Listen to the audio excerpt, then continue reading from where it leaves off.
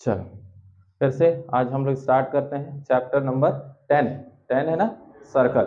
Okay, circle chapter के बारे में बेसिक प्रॉपर्टीज के बारे में जानते हैं कि हम लोग ने 9th क्लास से क्या पढ़ के आया है और 10th क्लास में अभी हमको क्या पढ़ना है। ओके, बेसिक बेसिक सी बात करते हैं सर्कल चैप्टर के लिए। Okay,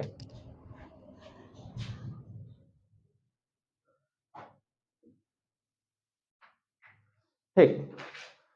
circle, what is circle? Circle कैसे ड्रॉ होता है, सर्कल बनता कैसे है?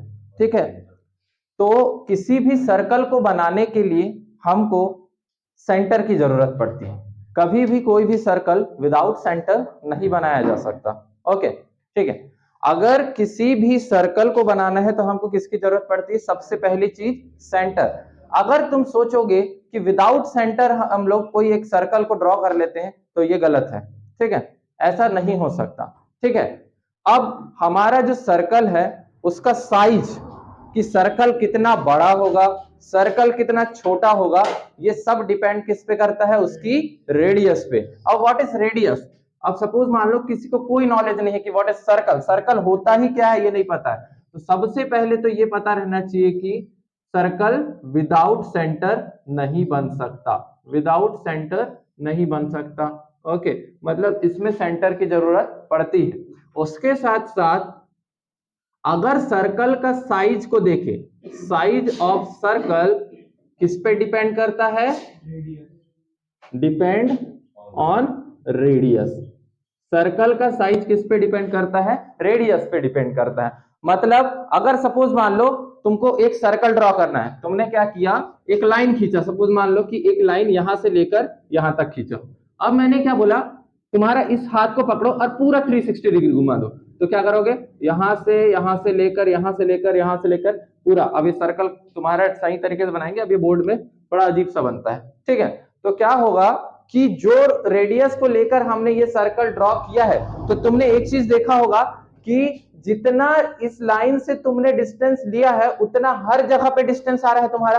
चाहे तुम इस पॉइंट पर नापो, इस पॉइंट पर नापो, इस हर पॉइंट, इस सर्कल के पेरीमीटर के हर पॉइंट पर अगर तुम लोग इसका डिस्टेंस नापोगे सेंटर से, तो वो क्या होता है? हमेशा इक्वल होता है। इसीलिए बोलते हैं कि सर्कल में तुम लोगों ने कहीं पर भी कोई लाइन खींचा, सपोज मान लो कि ये यहाँ पे खींचा, सपोज मान लो ये 3 सेंटीमीटर है, तो इधर भी खींचोगे तो ये कितनी होगी?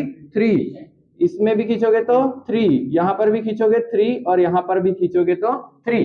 मतलब सर्कल के हर पॉइंट पे, बाउंड्री के हर पॉइंट पर सर्कल का सेंटर से रेडियस हमेशा क्या होगा? इक्वल होगा। ये छोटी छोटी सी बात ही पेपर में पूछी जाती है, एकदम बड़ा सा क्वेश्चन नहीं आएगा। तो रेडियस हर पॉइंट पर क्या होगा? इक्वल होगा। अब तुम्हारे दिमाग में आना चाहिए कि क्या इस बाउंड्री पर कितनी पॉइंट हो सकते हैं? 10, 12, 14? अगर 3 सेंटीमीटर की रेडियस वाला अगर हमने सर्कल बनाया तो कम पॉइंट रहेंगे? ऐसा तो नहीं होगा ना कि एक छोटा सर्कल है इसलिए कम पॉइंट होंगे, इसमें बड़ा सर्कल है इसलिए ज्यादा पॉइंट होंगे। ऐसा नहीं होता। तो इसके बाउंड्री पे इनफाइनाइट नंबर ऑफ पॉइंट्स हो सकते हैं, इसको अब हम गिनने तो बैठेंगे नहीं। ठीक है, तो हर एक पॉइंट पर रेडियस हमेशा क्या होती है? इक्वल होती है। ये है मेन पॉइंट सर्कल के लिए। ओके, अब बात करते हैं एक सर्कल और एक लाइन को लेकर कुछ केसेस के बारे में। ठीक है, पहले तो मैं छोटी छोटी सी बात बताऊंगा, इसके बाद इसकी प्रॉपर्टीज में जाएंगे। और ये जो पार्ट में करा रहा हूं ये क्लास 9th, 10th और कंपटीशन लेवल की ज्योमेट्री में काम आएगा ये। ठीक है, कंपटीशन लेवल की ज्योमेट्री में ये सब, ये 3 चीजों में इनका सबसे ज्यादा काम आता है। कंपटीशन की भी अगर तुम लोग पढ़ने जाओगे तो उसमें भी ये यूज होता है। अभी देखना आगे आगे क्या होगा। ठीक है, अब उसके बाद आते हैं सेकेंड टाइप में जिसको बोलते हैं कॉर्ड। क्या बोलते हैं? कॉर्ड। थर्ड नंबर पे कॉर्ड या सेकेंड बोलते हैं जिसको, कॉर्ड या सेकंड। हिंदी में इसको शायद बोलते हैं क्या, पता नहीं इसका नाम क्या है। कॉर्ड को क्या बोलते हैं हिंदी में? छेदक बोलते हैं शायद। ठीक है, शायद बोलते हैं इसको छेदक बोलते हैं। सेकंड है, ये सेकंड है ना, ये इसको शायद हिंदी में बोलते हैं छेदक। ठीक है, छेदक मतलब हिंदी में छेदक मतलब या फिर कॉर्ड का मतलब ऐसा होता है कि सपोज मान लो कोई एक सर्कल है। कोई एक सर्कल है रे, कोई एक लाइन, अगर वो लाइन सर्कल को किसी दो पॉइंट पर टच कर कर जाए तो ऐसी लाइन को क्या बोलते हैं, कॉर्ड या फिर सेकंड। ठीक है, जैसे कि बात मान लो क्या होगा, ये एक सर्कल है, ठीक है। अब मैंने बोला कि दो केस है, तो अगर एक लाइन किसी भी सर्कल को, ये सेंटर है, कहीं पर भी काट दे तो ये दो पॉइंट पर काट रही है ना, दो पॉइंट पर काट रही है, ये पॉइंट ए और ये पॉइंट बी, तो इनको क्या बोलते हैं, सेकंड बोलते हैं। क्या बोलते हैं बेटा, सेकंड या फिर कॉर्ड बोलते हैं। इसकी वजह से ये सर्कल कितने पार्ट में बट गया, दो पार्ट में बट गया। ओके, तो इसको बोलते हैं कॉर्ड या फिर सेकंड। ये इतनी बार बता चुका हूं कि दिमाग में रहना चाहिए, ठीक है। ये लेक्चर में बता रहा हूं वो तो ठीक है, पर इससे पहले भी हमने बहुत बार कवर अप कर चुके हैं, ठीक है। तो अब कॉर्ड के बारे में एक दो चीजें बताते हैं कि कॉर्ड क्या करेगा, दो पॉइंट पर टच करेगा सर्कल को, ठीक है। दो पॉइंट पे कट कर रहा है, चलो सर्कल को, सर्कल की बाउंड्री को कितने पॉइंट पे कट कर रहा है, 2 पॉइंट्स में कट कर रहा है। अब कॉर्ड के और कुछ बात बताए तो इसमें कॉर्ड में क्या होता है, बस इतना ही।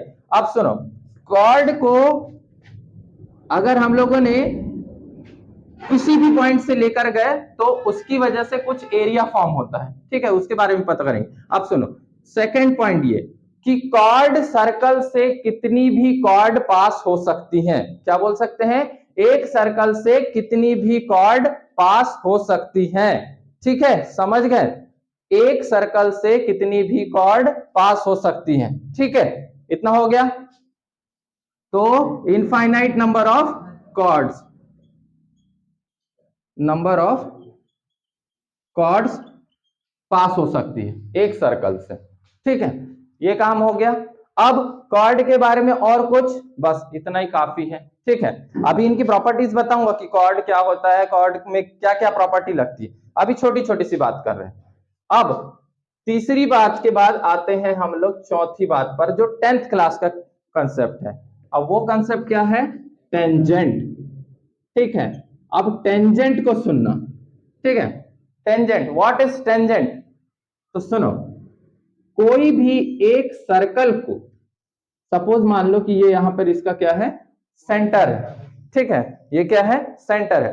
अब कोई भी लाइन इस सर्कल को टच करके जाए कहीं से भी, मैंने बोला यहां से तो यहीं से नहीं, यहां से भी, यहां से भी, यहां से भी, यहां से भी, कहीं से भी जाए, क्योंकि सर्कल में कितने पॉइंट होते हैं, इनफाइनाइट नंबर ऑफ पॉइंट होते हैं बाउंड्री में। एक मिनट, कॉर्ड में एक बात और, अगर सपोज मान लो कि तुम लोग से पूछा जाए कि सबसे लॉन्गेस्ट कॉर्ड कहां होती है सर्कल की, तो वो क्या होती है, डायमीटर ऑफ द सर्कल। क्यों ऐसा, देखो, अगर कोई सर्कल में से तुमने एक बीचों बीच से लाइन काटी तो ये सबसे बड़ी कॉर्ड होगी, कौन सी होगी, सबसे बड़ी कॉर्ड होगी। और इसके समझने के लिए मैंने क्या बोला था, पहले ये हाथ खोलना और यहां पर देखना, ये हाथ यहां पर कम खुला है, फिर यहां गए तो थोड़ा ज्यादा खुला, फिर ज्यादा खुला, फिर ज्यादा खुला, यहां पे ज्यादा खुला, सबसे ज्यादा कहां पर खुलेगा, जहां से डायमीटर जाती है। अब देखो यहां से जैसे नीचे जाओगे तो ऊपर जाओगे तो ये देखो कम होने लगा, तुम्हारा हाथ हो रहा है ना, मतलब सर्कल का एरिया धीरे धीरे धीरे धीरे बढ़ा, जैसे ही डायमीटर आया तो पूरा बढ़ गया, अब वहां से फिर धीरे धीरे धीरे धीरे कम होने लगा। तो सबसे ज्यादा हाथ कहां खुला तुम्हारा, डायमीटर में। तो डायमीटर इसीलिए सबसे longest chord of the circle होती है, ठीक है। ओके, अब डायमीटर ऐसी ही नहीं बनती, डायमीटर चाहेगा तो ऐसी भी बन जाएगी। क्या ये डायमीटर नहीं है ना, क्योंकि सेंटर से पास हो रही है। अच्छा सोचोगे तो ये क्या डायमीटर नहीं है, ये भी एक डायमीटर है। तो डायमीटर कैसी भी बन सकती है, ठीक है, पर्टिकुलर ऐसी ही डायमीटर बने ऐसा जरूरी नहीं है। अब आते हैं टेंजेंट के कंसेप्ट में, एक एक बात देखते हैं। देखो, ये टेंजेंट भी ऐसा है कि ये यहां से पास हो गई, मन चाहा तो वो टेंजेंट ऐसे भी पास हो सकती है। ओके, समझिए ना। तो टेंजेंट एक ऐसी लाइन होती है जो सर्कल को सिर्फ कितने पॉइंट पर टच करती है, एक पॉइंट पर टच करती है, ठीक है। अब टेंजेंट के बारे में कुछ केसेस अच्छे से सुनना, ठीक है। पिछली क्लास में एक डाउट था, ठीक है, सब लोग सुनना इसको, पिछली क्लास में जो डाउट था उसको क्लियर करना अभी, ठीक है। पिछली बार जो तुम लोग बोले थे ना वो बात सही थी, ठीक है। अभी सुनना, कॉर्ड के टेंजेंट के बारे में क्या है, टेंजेंट को बोलते हैं स्पर्श रेखा बोलते हैं। क्या बोलते हैं, स्पर्श रेखा, जो सिर्फ टच करके चले जाए। अब टेंजेंट होती क्या है, तो टेंजेंट बता दिया मैंने कि कोई भी सर्कल को एक पॉइंट पर टच करे उसको क्या बोलते हैं, टेंजेंट बोलते हैं। अब इसमें कुछ कुछ मेन पॉइंट है, याद रखना। एक सर्कल से एक टाइम पर, सुनना, एक सर्कल से एक टाइम पर सिर्फ दो पैरेलल टेंजेंट पास हो सकती है। क्या बोला मैंने? एक सर्कल से एक टाइम पे सिर्फ दो पैरेलल टेंजेंट पास हो सकती है, इसके अलावा कोई नहीं हो सकती। क्यों? अब देखो, यहां पर एक पास हो गई, एक पास हो गई, चाहो तो तुम इसको ऐसे भी पास करवा सकते थे, ये भी क्या हो गई तुम्हारी पैरेलल टेंजेंट होती है। ठीक है, तो याद रखो कि एक टाइम पर टू पैरेलल टेंजेंट पास हो सकती हैं। ठीक है, दो पैरेलल टेंजेंट पास हो सकती है। अब मेन पॉइंट सुनो, मेन पॉइंट यह है कि यहां कंफ्यूजन बहुत आता है कि सर्कल के एक पॉइंट से कितनी टेंजेंट पास होती है। ठीक है, ओके ओके, वही तो क्लियर करना है कि सर्कल के बाउंड्री में कितने पॉइंट्स होते हैं? इनफाइनाइट नंबर ऑफ पॉइंट होते हैं, है ना, जिसको गिन नहीं सकते। अब क्वेश्चन ये रहता है सर कि एक पॉइंट से कितनी टेंजेंट पास होगी और पूरे सर्कल से कितने टेंजेंट पास होगी और पैरेलल टेंजेंट कितनी पास होगी। तो मैंने पैरेलल का डाउट क्लियर किया कि एक टाइम पर सिर्फ दो पैरेलल टेंजेंट पास हो सकती है। अब दूसरी बात आती है कि एक पॉइंट से कितनी टेंजेंट पास होती है। तो एक पॉइंट से सिर्फ एक ही टेंजेंट पास होती है। कितनी पास होती है? एक ही टेंजेंट पास होती है। ठीक है, ये बहुत कंफ्यूज करता है। ठीक है, बहुत कंफ्यूज करता है। तो याद रखना, एक सर्कल में एक पॉइंट से सिर्फ एक ही टेंजेंट पास होती है। ठीक है, तो क्या बोला मैंने? जैसे सपोज मान लो कि ये एक पॉइंट है, अभी डायग्राम बड़ा बनाएंगे तो समझ आ जाएगा। ठीक है, उसको क्लियर करना तुम पुराने नोट्स को कि एक समय पर एक पॉइंट से सिर्फ एक टेंजेंट पास हो सकती है। ठीक है, तो ओके, तो यहां पे सेकंड पॉइंट में क्या लिख सकते हैं? एक पॉइंट से सिर्फ कितनी टेंजेंट पास हो सकती है? एक टेंजेंट ही पास हो सकती है। ठीक है, ये छोटे छोटे पॉइंट है, इसमें 100% है कि ये 3 पॉइंट में से 1 मार्क्स का क्वेश्चन आने वाला है इस बार। अब तीसरी बात, पूरे सर्कल से कितनी टेंजेंट पास होती है? तो पूरे सर्कल से इनफाइनाइट नंबर ऑफ टेंजेंट पास हो सकती है। होल सर्कल से इनफाइनाइट टेंजेंट पास होती है। ठीक है, अगर दो टेंजेंट होंगे तो उसका कैसे पैरेलल के केस में दो टेंजेंट। ठीक है, ओके, ये पैरेलल का रूल ही है, ये प्रॉपर्टी है, ये जो सॉरी जो थ्योरम पढ़ते हैं ना उसमें दिया गया है। ठीक है, अब दूसरा बात आती है कि एक पॉइंट से कितनी टेंजेंट पास होगी। तो एक पॉइंट से एक ही टेंजेंट पास हो सकती है।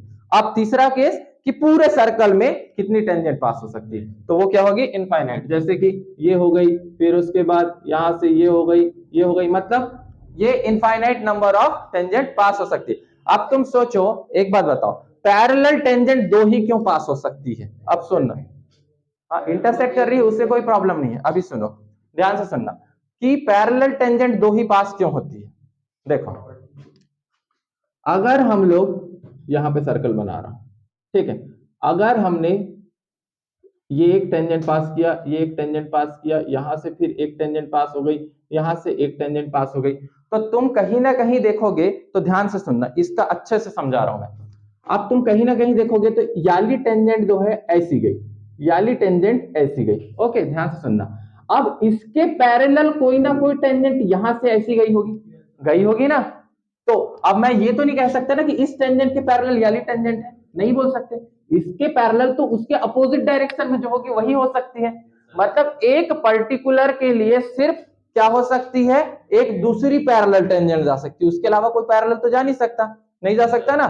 ठीक है, थोड़ा सा यहां पर सोचो कि अगर हमने ये लाइन खींचा है तो इसके पैरेलल अपोजिट वाली जाएगी, इसको देखूं तो इसके पैरेलल अपोजिट जाएगी, यहां कोई खींचू तो उसके पैरेलल अपोजिट। इसका मतलब इसीलिए तो बोला गया है ना कि एक टाइम मतलब एक सर्कल में सिर्फ दो पैरेलल टेंजेंट जाएगी। ठीक है, हाँ ठीक है। अब सुनो, इतने पॉइंट हो गए कि होल सर्कल से कितनी टेंजेंट पास हो सकती है? Infinite tangent. अब एक पॉइंट और, जिस पॉइंट पर टच करती है, पॉइंट जहां पर टच हो सर्कल और क्या सर्कल और टेंजेंट जहां पर टच करती है उसको बोलते हैं पॉइंट ऑफ कांटेक्ट या फिर पॉइंट ऑफ इंटरसेक्शन। ठीक है, पॉइंट ऑफ कांटेक्ट और इंटरसेक्शन। ठीक है, तो ये समझ आ गया, समझ गया ना। आप सुनो, टेंजेंट पढ़ा रहा हूं तो इसकी प्रॉपर्टीज के बारे में बता देता हूं, फिर सर्कल में अलग अलग प्रॉपर्टीज आती है, देखना। अब इसका एक और प्रॉपर्टी कि टेंजेंट जो होती है, ये इतने प्रॉपर्टी तो याद रखना ही पड़ेगा, इनमें से कोई ना कोई आएगा ही।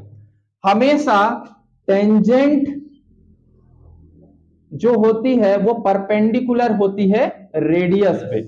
इसका मतलब अगर मैंने इस टेंजेंट के ऊपर कोई भी एक रेडियस को लाकर छोड़ा तो वो हमेशा टेंजेंट के क्या होगी, परपेंडिकुलर होगी। क्या होगी, परपेंडिकुलर होगी। मतलब कितने डिग्री का एंगल बनाएगी, 90 डिग्री का एंगल बनाएगी। तो दो पैरेलल टेंजेंट, एक पॉइंट से एक टेंजेंट, होल सर्कल में इनफाइनाइट टेंजेंट, पॉइंट जहां टच करता है उसको पॉइंट ऑफ कांटेक्ट, और ये टेंजेंट जो होता है वो हमेशा किसके परपेंडिकुलर होता है, रेडियस के परपेंडिकुलर होता है। ठीक,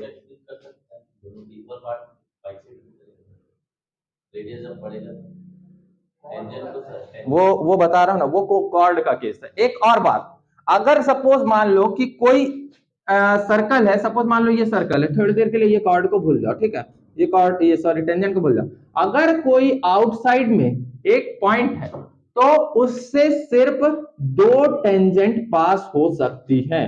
एक कोई पॉइंट है जो बाहर है, उससे एक टाइम पर सिर्फ दो टेंजेंट पास हो सकती है। क्या बोला मैंने, एक पॉइंट से दो टेंजेंट पास होती है। और कभी कभी जैसे कि ये मैंने यहाँ पर कंपटीशन लेवल लिखा है, तो कंपटीशन लेवल में यही पूछा जाता है कि कभी कभी, अरे हमारे शायद 9th या 10th में भी दिया है कि अब यहाँ पर से एक लाइन गई तो ये रेडियस हो गई, इसके लिए ये रेडियस हो गई, तो ये 90 डिग्री का एंगल बनाएगी, और इससे फिर ये एरिया निकालना पड़ता है। ऐसा केस होता है। इसलिए याद रखना कि एक सर्कल में कोई एक्सटर्नल पॉइंट से सिर्फ दो टेंजेंट पास हो सकती है। कितनी टेंजेंट पास हो सकती है, दो टेंजेंट पास हो सकती है। ठीक है, टेंजेंट का इससे ज्यादा और बेसिक से कोई नहीं बताएगा, क्योंकि यहां पर सारे प्रॉपर्टीज को हम लोगों ने क्या कर लिया है, इंक्लूड कर लिया है। अब बात करते हैं कॉर्ड की प्रॉपर्टी में। अभी मैंने सिर्फ कॉर्ड को समझाया कि होता क्या है, और मैं यहां पर तुम्हारे नोट्स भी बनवा रहा हूं, ठीक है, तो इसीलिए क्या होगा, इसको देखते रहना। अब तुम्हारे लिए मैं एक क्वेश्चन दूंगा इसमें लास्ट में, तुम उसका आंसर मेरे को देना। अभी बच्चे बैठे हैं तो यहाँ पे देना, वीडियो में देखोगे तो वीडियो में देखना, ठीक है। एक क्वेश्चन तुम्हारे लिए है लास्ट में, ठीक है। पहले मैं क्या कर लेता हूं, इसको समझा लेता हूं। अब आते हैं बेटा, व्हाट इज कॉर्ड, ठीक है। कॉर्ड समझा दिया कि कॉर्ड एक ऐसी लाइन है जो क्या कर रही है, सर्कल को कितने पॉइंट पर काट रही है, दो पॉइंट पर काट रही है। और उसके साथ साथ क्या लिखे हैं हमने, एक सर्कल से इनफाइनाइट नंबर ऑफ कॉर्ड्स पास हो सकती हैं, ठीक है। दो पॉइंट से तो कट करना। सबसे longest chord of the circle is diameter. अब हम प्रॉपर्टीज ऑफ द कॉर्ड पढ़ेंगे, ओके, थोड़ी देर में। चलो अब अपन देखते हैं प्रॉपर्टीज ऑफ कॉर्ड। कॉर्ड की प्रॉपर्टी क्या होती है, इसके अलग अलग प्रॉपर्टीज है, प्रॉपर्टीज ऑफ कॉर्ड, ठीक है। इन्हीं में से कोई ना कोई प्रॉपर्टी से अपने को क्वेश्चन बनाना पड़ता है। सबसे पहली प्रॉपर्टी, ठीक है, कॉर्ड की सबसे पहली प्रॉपर्टी होती है कि सपोज मान लो कि ये एक सर्कल है, ठीक है, ये मान लो एक सर्कल है। अब इसका सेंटर है, सपोज मान लो कि यहां से कोई एक कॉर्ड गई है, ठीक है, कोई एक कॉर्ड गई है जिसको बोलेंगे ए और बी, ठीक है। तो ये याद रखना है कि अगर सपोज मान लो सेंटर से कोई एक लाइन कॉर्ड पर गिरती है, ठीक है, अगर हम लोगों ने सेंटर से, ओ एक सेंटर, यहां से हमने कोई भी लाइन अगर कॉर्ड पर गिराया तो इस कॉर्ड को वो बाइसेक्ट करेगी। अब बाइसेक्ट का मतलब क्या होता है, बाइसेक्ट मतलब टू इक्वल पार्ट में बांट देती है, टू इक्वल पार्ट्स में बांटेगी, ठीक है, दो इक्वल पार्ट में बांटेगी। इसका मतलब है सपोज मान लो ए और बी, एक कॉर्ड है ए बी जिसकी लेंथ कितनी थी बेटा, 10 सेंटीमीटर, तो वो क्या कर देगा, इसको यहां पर मान लो कि, तो इसको 5 में बांट देगा, इसको 5 में बांट देगा। तो हमेशा याद रखना कि कॉर्ड पर अगर रेडियस आके गिरे, ये तो रेडियस नहीं है वैसे, रेडियस तो पूरा पहुंचना चाहिए, कोई भी सेंटर से एक लाइन आकर गिरे तो हमेशा वो क्या करेगी, कॉर्ड को बाइसेक्ट करेगी, और बाइसेक्ट करना मतलब इक्वल पार्ट्स में बांट देगी, ठीक है। पहला रूल ये होता है, ठीक। अब दूसरा रूल देखो, ठीक, ये सारा क्लास 9 10th का है, वही कंपटीशन में जाके यूज होता है। तो देखो अब दूसरा रूल ये रहता है बेटा कि सपोज मान लो कि ये सर्कल है, ठीक है। अब सर्कल से अगर कोई भी दो इक्वल कॉर्ड गई है, ध्यान से सुनना, सर्कल से कोई भी दो इक्वल कॉर्ड पास हुई है, एक ये मान लो और ये एक मान लो, इसको मान लो ए, इसको मान लो बी, इसको मान लो सी और इसको मान लो डी। तो अगर कोई सर्कल से दो इक्वल कॉर्ड पास हुई है, ठीक है, याद रखना, तो हमेशा उनका डिस्टेंस सेंटर से बराबर होगा। क्या होगा? बराबर। मतलब अगर तुम सेंटर से इनका डिस्टेंस नापने की कोशिश करोगे तो हमेशा क्या होगी? बराबर होगी, इक्वल होगी। अगर टू इक्वल कॉर्ड पास हुई हैं, ठीक है, दो इक्वल कॉर्ड पास हुई हैं एक सर्कल से, ठीक है, तो क्या होगा? हमेशा लेंथ ऑफ कॉर्ड क्या होगी? इक्वल होगी, ठीक है, लेंथ ऑफ कॉर्ड इक्वल होगी। समझ गए ना? मतलब हाँ, जैसे वो एक दूसरे के पैरेलल बनी कॉर्ड, हाँ, पैरेलल ना बनते हुए अगर ऐसे कोई दूसरे उसमें बन गई, हाँ, कहीं पर से भी, पर इक्वल होना चाहिए, ठीक है। तो मतलब अगर दो इक्वल कॉर्ड हो गई है हमारे, सॉरी एक मिनट, यहां क्या लिख दिया, दो इक्वल कॉर्ड पास हो रही हैं तो क्या होगा? इनका डिस्टेंस जो होगा, यार क्या लिख दिया मैंने भी, जो distance between, distance from centre is equal, ठीक है, सेंटर से क्या होंगे? ये इक्वल डिस्टेंस पर होंगे, याद रखना। मतलब ये जितना दूर पर है उतना दूर पर ये होगा, ठीक है, ये रूल सब काम आते हैं, ठीक है, ओके। अब अगर तुम्हारी कॉर्ड, तीसरा केस, ये सब 9th और 10th में यूज हुए, अगर तुम्हारी कॉर्ड, ठीक है, ये कॉर्ड जो है वो दोनों इक्वल है, ठीक है, तुम्हारी ये जो कॉर्ड है वो क्या है? इक्वल है। तो सपोज मान लो कि यहां पर कुछ एंगल बन रहा है, ठीक है, ऐसे कलर, ऐसे टाइप का, तो सी और डी ऐसे दो कॉर्ड हैं, ठीक है, ए बी और सी डी दो कॉर्ड है, अगर इनकी लेंथ बराबर है तो इनके बीच में जो ये एंगल बनते हैं ये भी क्या होंगे? बराबर होंगे, ठीक है, बताएंगे, ठीक है। अगर ये एंगल थीटा है तो ये भी एंगल क्या होगा? थीटा होगा। ओके, समझ गए क्या बोल रहे थे तुम? इनसाइड द सर्कल की बात हो रही है। क्या बोलना क्या चाह रहे हो? बोलो। अल्टरनेट इंटीरियर एंगल का केस यहाँ पर से कहां से आएगा? हाँ, तो इसलिए तो बता रहा हूं कि तुम्हारी थ्योरम का मतलब ऐसा है कि कोई भी चीज बता दी गई है उसको तुमको क्या करना है? प्रूफ करना है। तो मैंने वही बता दिया। सपोज मान लो कि तुम्हारे को क्वेश्चन आ जाता कि अगर तुम्हारी सर्कल की कॉर्ड की लेंथ इक्वल है तो सेंटर में बनने वाले एंगल क्या होंगे? तो सेंटर में बनने वाले एंगल क्या होंगे? इक्वल होंगे, ठीक है। ऐसी दो तीन चार प्रॉपर्टी है जो तुम लोगों को क्या करना है? याद रखना है, ठीक है। एक और प्रॉपर्टी है, ठीक है, फोर्थ नंबर की प्रॉपर्टी क्या है कि सपोज मान लो कि कोई एक सर्कल है, ठीक है, और ये क्या है? एक सेंटर है। अब मान लो यहां पर से एक रेडियस खींच लिए जो कि क्या है? ए और बी, ठीक है। अब ये क्या है तुम्हारा? Arc of the circle, arc of the circle, ठीक है। तो आर्क ऑफ द सर्कल से सपोज मान लो यहां पर एक सेंटर पे एक एंगल बन रहा है और इसी आर्क से, सुनो, इसी आर्क से एक एंगल बन रहा है कहां पर? इसकी बाउंड्री पर। कहां पे? इसकी बाउंड्री पर। ध्यान से सुनना, एक एंगल बन रहा है सपोज मान लो कि इसी आर्क ऑफ द सर्कल से कहां पर? सेंटर पर। और एक बन रहा है उसी आर्क ऑफ द सर्कल से कहां? बाउंड्री पर। तो अगर ये एंगल थीटा है तो सेंटर में बनने वाला एंगल कितना होगा? 2 थीटा। क्या होगा? 2 थीटा। मत हाँ, क्वेश्चन आएगा, डायरेक्ट क्वेश्चन दे देता है अगर बाउंड्री में बनने वाला एंगल इतना है तो ये कितना होगा? तो ये क्या होगा? डबल। और ये दे दिया है तो ये पता करना रहता है, ठीक है। तो ये चार प्रॉपर्टी हो गई, ओके। अब उसके बाद हम लोग थोड़ा थोड़ा देख लेते हैं व्हाट इज सेगमेंट और एक होता है सेक्टर, ठीक है। सेगमेंट और सेक्टर क्या होते हैं? अब सेगमेंट और सेक्टर की बात करें बेटा, तो कोई भी एक सर्कल है, ठीक है, कोई भी एक सर्कल पे ये क्या है?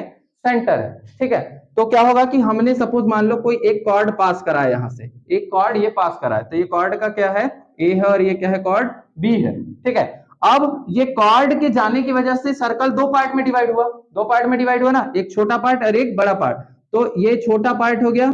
ठीक है, इसीलिए इसको बोलेंगे माइनर सेगमेंट। क्या बोलेंगे इसको, माइनर सेगमेंट, और इसको बोलेंगे मेजर सेगमेंट, मेजर सेगमेंट। अब एक बात याद रखना कि सेगमेंट हमेशा कॉर्ड और ये वाले एरिया, इसको क्या बोलते हैं, आर्क ऑफ द सर्कल के बीच में बनता है, इसको क्या बोलते हैं, आर्क ऑफ द सर्कल।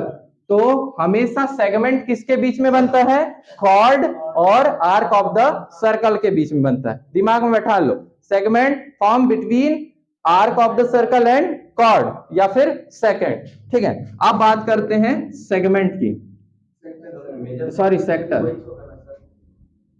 अब ये हो गया sector. What is sector, sector को मैंने हमेशा बताया है कि तुम लोग अपने बर्थडे के केक से इसको समझ रिलेट करके पढ़ा करो कि व्हाट इज सेक्टर।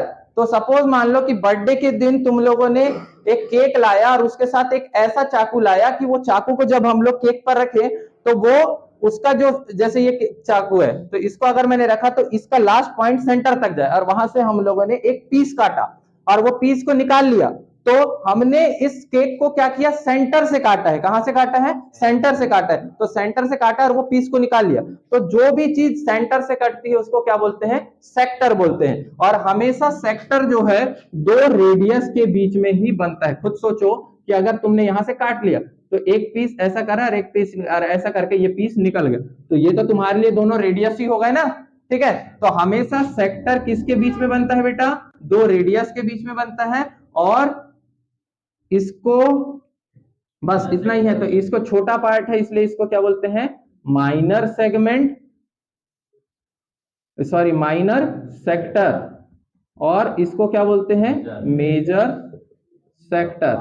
ठीक है, मेजर सेक्टर। तो सुनो, सेक्टर किसके बीच में बनता है, दो रेडियस और एक आर्क ऑफ द सर्कल के बीच में बनता है। तो ये पूरी जो कंसेप्ट है, इससे ज्यादा सर्कल में और क्या कंसेप्ट पढ़ोगे। ठीक है, तो सेक्टर को केक से याद रखो कि केक को तुमने काटा और वहां से फिर जो पीस निकला, पर सेंटर से काटना, ऐसा नहीं कि बस हम लोग थोड़ा सा ये। ओके, अब ये मैंने बताया कि सेक्टर को बीच से काटा जाता है। इसका मतलब ये नहीं कि अगर केक का एग्जांपल दिया तो तुमने एक छोटा सा पीस काट लिया और बोले सर ने तो बताया था कि यही सेक्टर होता है। ठीक है, तो ये छोटा सा पीस नहीं काटना है, अपने को थोड़ा भुक्कड़ जैसा मुंह फाड़ के बड़ा वाला पीस खाना है। ठीक है, इसलिए हम लोग क्या करेंगे, सेंटर से काटे पार्ट अरे सीधा मुंह में डाल दिया। ठीक है, ऐसा ही तो करता है विकास। ठीक है, तो ये याद रखना है कि सेक्टर का मतलब जो सेंटर से काटा जाए और दो रेडियस और एक आर्क ऑफ द सर्कल के बीच में बने। ठीक है, उसको क्या बोलते हैं, सेक्टर। ठीक है, सेक्टर समझ आ गया, सेगमेंट समझ आ गया, और ये सब प्रॉपर्टीज समझ आ गई। अब मैंने बोला था तुमको कि मैं एक क्वेश्चन दूंगा। ठीक है, सपोज मान लो, ध्यान से सुनना, क्वेश्चन ये है, किस पे बेस देता हूं, एक क्वेश्चन है तुम्हारे लिए, इसको तुम लोग मुझे बताओगे अभी। ठीक है, अगर